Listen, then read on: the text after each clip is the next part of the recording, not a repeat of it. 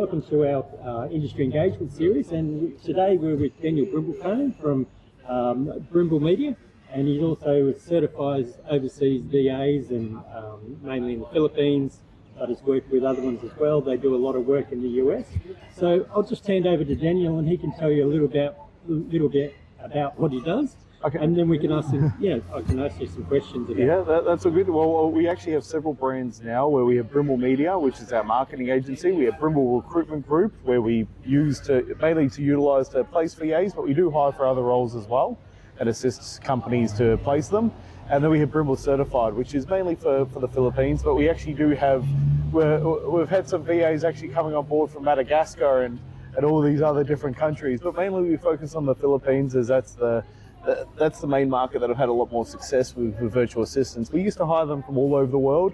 I've been hiring VAs for over 10 years now, and my third hire has been with me since right at the start. So I've got a lot of experience in hiring the virtual assistants. We place them with all different types of businesses, from training to coaches to e-commerce, to all sorts, to even other marketing agencies. Yeah, home and garden repairs, to even other marketing agencies, and also to assist speakers. We're also doing a lot of speaker placements as well to help them to get onto podcasts just like this and other speaking engagements. So a wide range of things. And the VAs that you normally place, it's there's been a lot of criticism with VAs and not being able to do the job. The certification program that you do with your VAs to make sure that they do have the skills, and there's career VAs and this sort of stuff. Well, our virtual assistants are very much career VAs. So they're not ones that are just doing it as a hobby, haven't just picked up a couple of skills off YouTube videos. They're actually looking to build a career. And what we tend to do is we did originally, when we set up our training, it was out of, because we were helping businesses to place the VAs and source them, but we found that every time we put out an ad, we'd get 100 or more applications every single day, and the quality control just wasn't there. So what we found is when we released Brimble Certified, we could give them the initial crash course, and they would be committed, they would invest into that course. And then we give them the skills so they can set up their own business. So regardless of what direction they go in, they can get a job, or they can they can have other VAs, they can have multiple clients. And then we brought in the internship, because what we found is that we wanted to give them more training.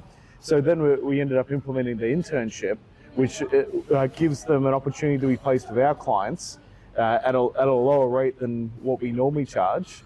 And that way we give them additional training, because we normally do 3 tiers of VA when it comes to placing a VA with a business. We have the interns, we have the semi-experienced, and then we have the high level.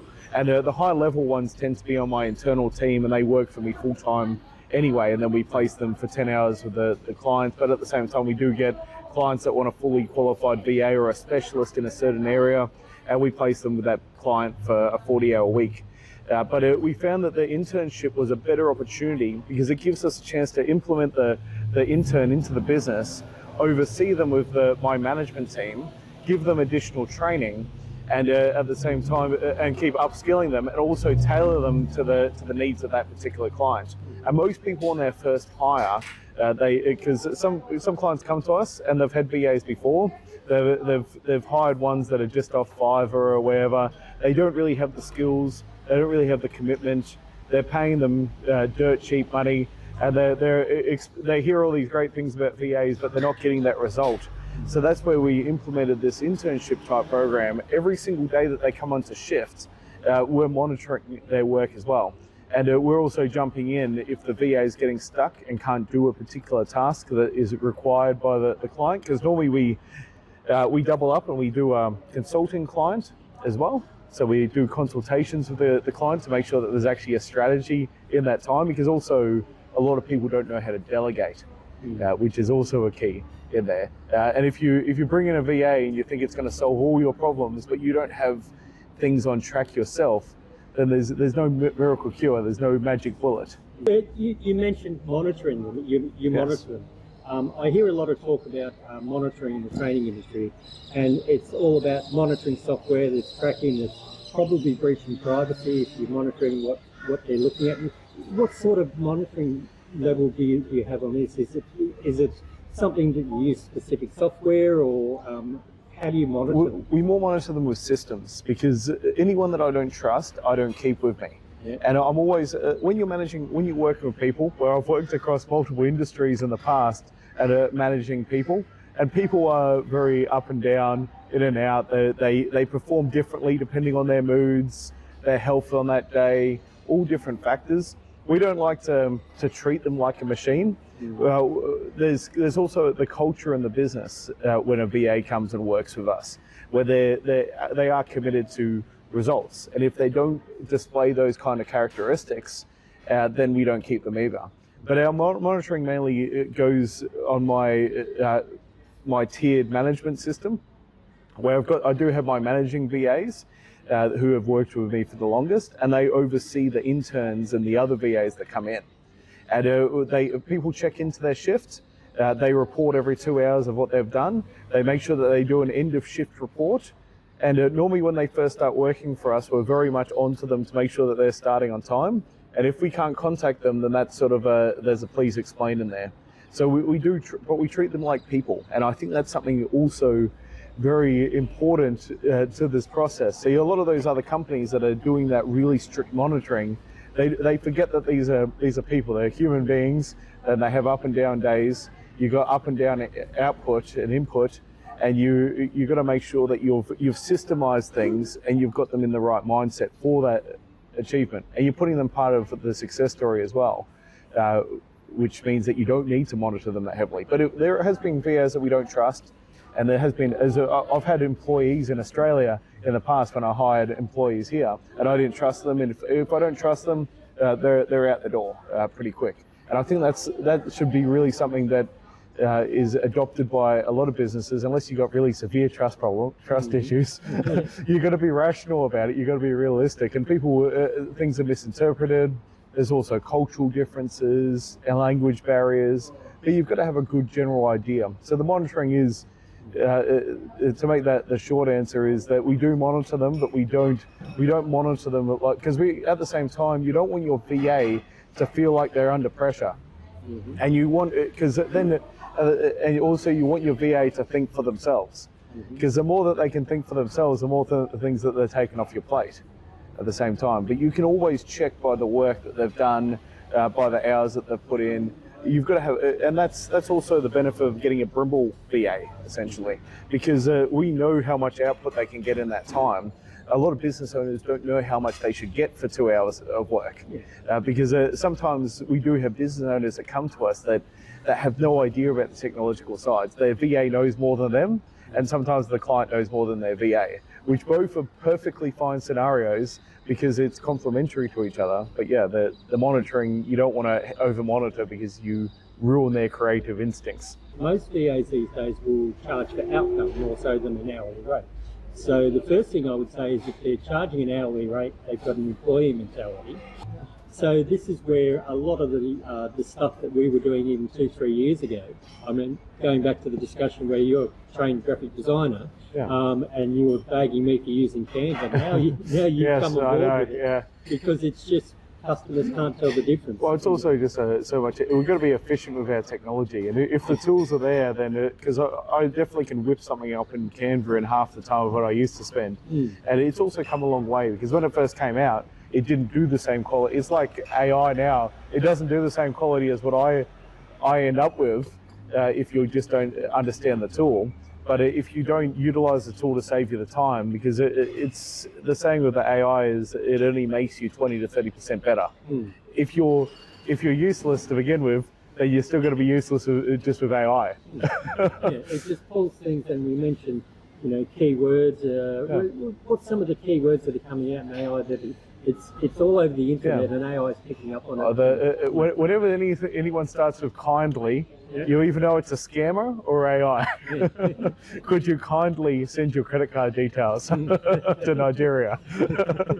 And then also you've got the no fluff. You've got the same structure, and it's something that I always tell Mike, because I get it to. I'm honest, I get AI to clean up my work, because we all should. We all should definitely utilize it, but you also got to read it afterwards. But when it heavily uses emojis and things like that, it doesn't give you the right outcome. But there's lots of benefits, and then there's a lot of downfalls in that. But there's so much wording structure. And I had a client the other day just say to me, I think ChatGPT is stealing my information and stealing people's personal data because all my competitors look like they're doing the same thing. And it looks like and I said, no, it's because they're not altering ChatGPT. It's giving the same output because it's getting the same input. And it also learns from everything that's scraped off the internet. Yeah. Got ChatGPT to write the business plan, and you said to me, have you got ChatGPT to suggest a logo for you? Yeah. And it suggested 3, and out of those 3 that it suggested, one of them was the one that I did, and I just said, clean it up with this.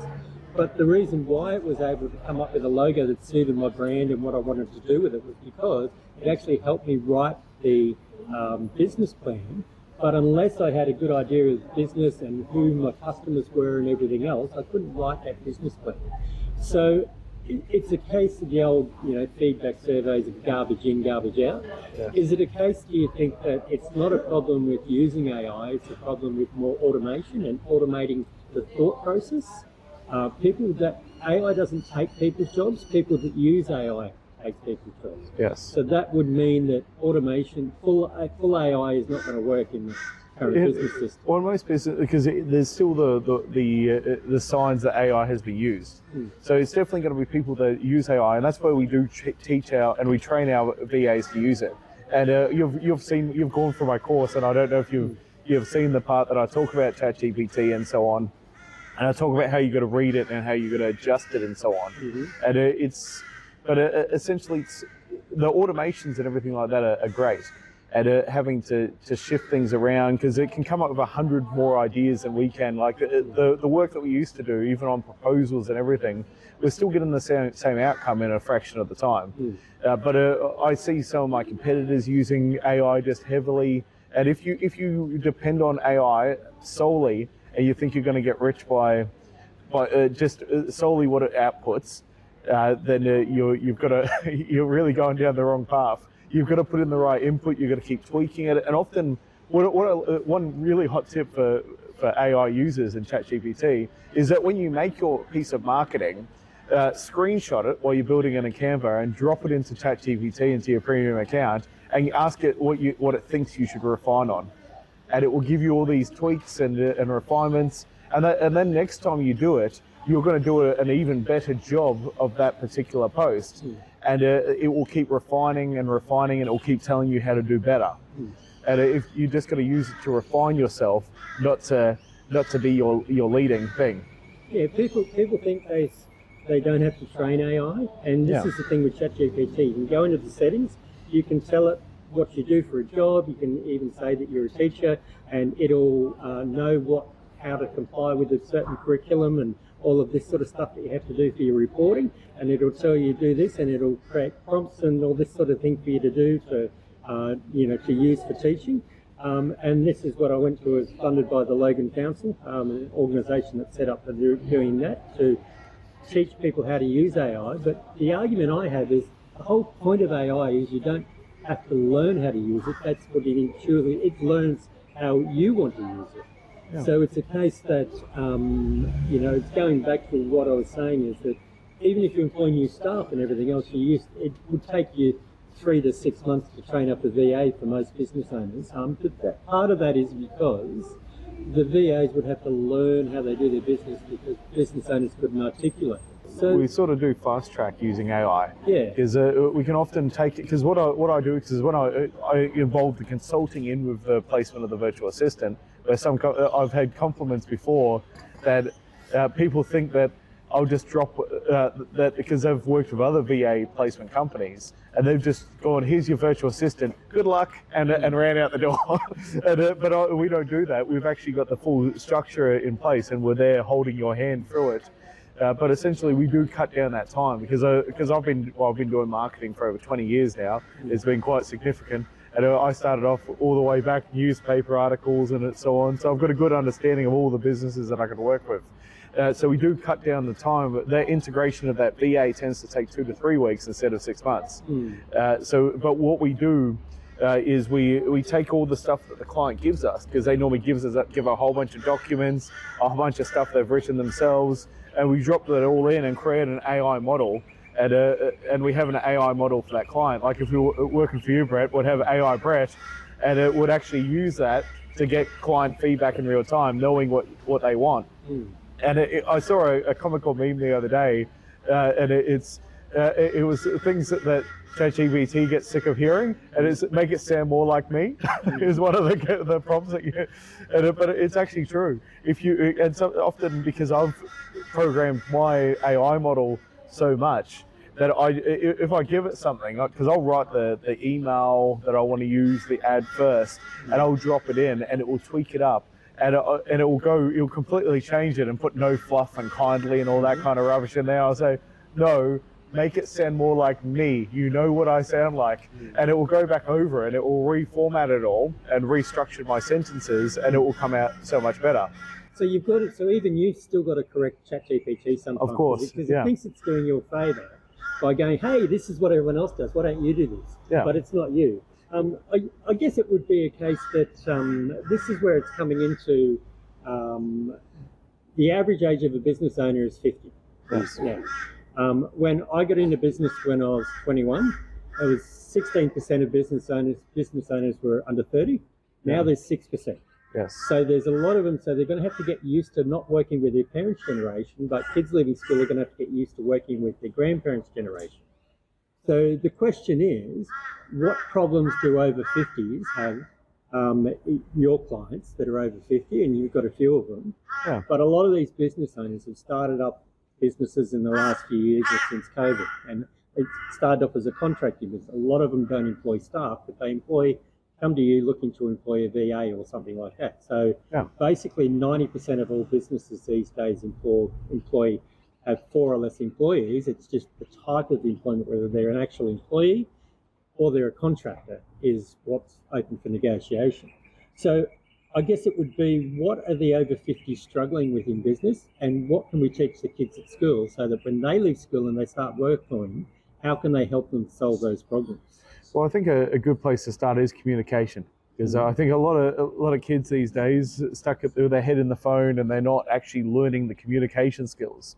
Because what I found, because when I was going through school and so on, we only had a mobile phone towards the end of school. So yeah, it was sort of, well, I had the old Nokia 8210 towards the end of school. And then I had the Coca-Cola phone and so on, but you could only play Snake. You weren't really overly distracted by it. But essentially, that social barrier is going to be one thing that they've got to address, and I think that's going to come down to communication, and also patience of the youth as well. I think patience is something that's very strong, just to go for core personal skills, because often if you're dealing with the over 50s, you've got to be a little bit more patient, because they didn't grow up with the technology. It's not that they're not intelligent to be able to pick it up, but you've also just got to give them the walkthroughs. Because once you've had the experience of one piece of software, you sort of adapt it to each.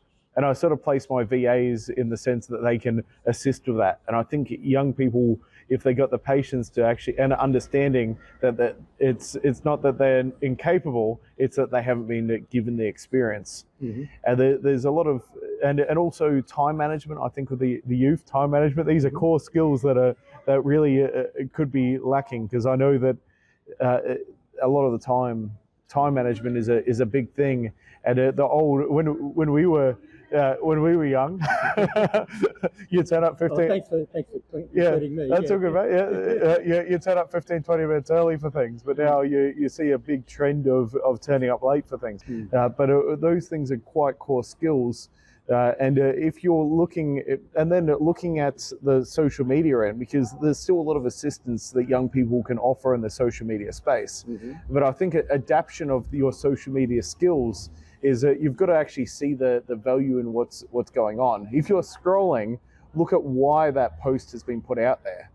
Look at the actual, if the business is making money and you're going, oh, I love engaging with this, what is their outcome? What is their direction?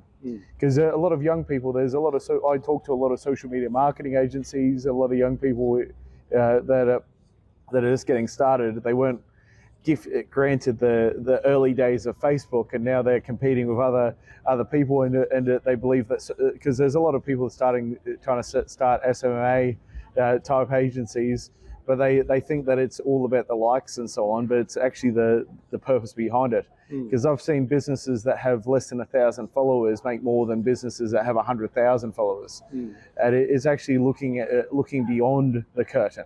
You find out, of course, the internet was starting to emerge, but we still had dial-up when I was a kid. Yeah. So, but still, to find out about a thing that's on, you'd still, if you wanted to find out what was going to happen in the cinema, you still had to go pull the paper out of the wall at the cinema and have a look at the timetable. And you'd go there earlier in the day before you'd actually go to the cinema at night. Yeah, do you think that those sort of things, is that where a lot of it comes from the over 50s? I hear them talk about Gen Z or school leavers as being the entitled generation. Do you think that that's a bit of it? They think that we have it so easy, but because of these distractions, it's actually a lot harder than us as kids, because when I'm looking at working and teaching or training, we have 66% of your time is contact time, which is when you're delivering classes or you're responding to emails and this sort of stuff. But when you actually come to do the marking, then that's your non-contact time, and you have to focus and you just do marking. Is this something that, talking with the time management, do you think that school leavers, particularly kids at school, they need to stop procrastinating and not hand things in with the due date? Because when they come into a business, they're going to expect a first draft. You're going to expect a first draft from them, and then say, no, just change this and just go back. And is that the most productive way they can work? Well, if any of my teachers watch this, they'll know that I was a bit of a last minute man on those assignment puts in, and so it's really the time management is sort of up to the individual. Some people work really well at the end of pressure, but if they're getting in late, then that's a time management thing they need to fix. I got passing grades at school, but I can't say I overly excelled. But when you're doing things, but the workforce is a lot more competitive now, because you have to stand out, and if you should be considering these things early, because the workforce is far more competitive. It depends where you want to end up. If you want to end up as a business owner, then you definitely have to be onto things, and you have to be really learning and picking up things now. And I think it's crazy for young people now that if they're confused by anything at all. I've got a guy who messages me every couple of days, and a young guy takes on clients, has no idea how to service them. And he just does I don't know why he keeps messaging me, because I've said, I'm not helping you anymore, because I found out that he was basically asking me for tips and he was servicing clients that he couldn't service. But I think this is wild, because the things he's asking me about, he could Google, ask ChatGPT, or look up on YouTube. And I just think it's wild now that if you can't do something in this world, that you don't just go up and look up the information. Because we used to have to go to the library, we had to look up books. My early days of marketing, I had to go stumble around and work things out. We went to conferences and read books, and now it's just, in order to be competitive, you just have to be a sponge for that knowledge. And if you see an opportunity, and especially with the things that you train in for the kids, this is real life stuff. They don't appreciate the fact that it can actually make them $1. And that's what they really got to be looking at. There's a lot of things still in school that people aren't paying enough attention to. And you've got to, if you want to live a better life and have a better future, you have to be really considering it early. And I guess this comes down to the type of employment they're looking for. If they're looking to be an employee on an hourly rate, if you're giving them work and they can't handle that amount of work, what's going to happen to the hours you give them? And secondly, how long are you going to keep them sticking around? Well, I really think that the VAs that I hire are worth a lot more normally. We do move them up. Where I have two, for my VAs, I have two methods of pay where I incentivize them. Where if we're doing more profit, that we're giving them bigger bonuses, and we're incentivizing them. But they are contractors. But I think that most of the world will be contractors in the future. I don't think there's going to be as much employee type relationship, and because I think it's going to get that competitive. And we're going to have a lot more automation step in, where we don't know, where nobody can say for sure what the landscape's going to look like. Especially with these kids that are going for a school that have a couple of years left, they could have a dream of going in one direction, but if they don't have their finger on the pulse to work out where they actually want to go, because I can see a lot of people that are at university at the moment, and their work is under threat because we're finding that automation and so on is going to do the job of these university degrees. Yes, well, we're always taking on more VAs and we're always helping more businesses, and we've got some more interns coming on. So we've got great deals for placing that VA with you for just 10 hours a week. And you can jump onto brimblerecruit.com. Brimble Recruit would be the best for a VA placement, or you could reach out to us at brimblemedia.com. Either one is perfectly fine, depending on what you want to do. If you've already got a solution for your business, and you just want the extra support or somebody to do those repetitive tasks and take them off your plate, go through to brimblerecruit.com and we'll find a VA that's perfect for all the skills that you need. But if you want the full if you want my help, my structure, my strategy, and an additional ongoing support, then Brimble Media is the place to be. Okay, that's great. Well, yes. I think it's these days you don't have to do everything yourself, and I see business owners that are working long hours and everything else, and this is where I immediately think, well, they've got a time management problem and they can't delegate.